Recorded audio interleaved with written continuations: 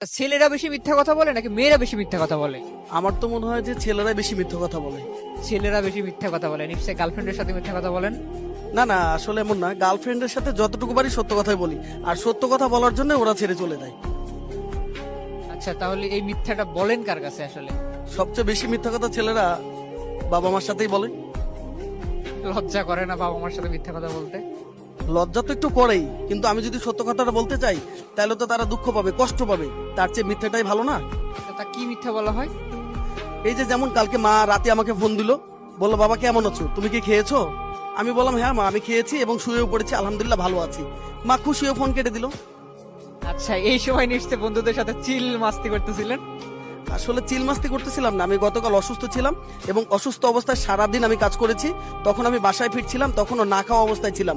এখন যদি আমি আমার মাকে বলতাম যে আমি এই অবস্থায় আছি, তাহলে তো মা কষ্ট পেত, তাই না? তার চেয়ে বরং আমি মিথ্যা কথা বলাতেই কি মা ভালো থাকলো না? আমার কাছে মনে হলো যে সত্য বলার চেয়ে মিথ্যা বলাটাই আমার মাকে বেশি ভালো রাখলো। আলহামদুলিল্লাহ, তারপরে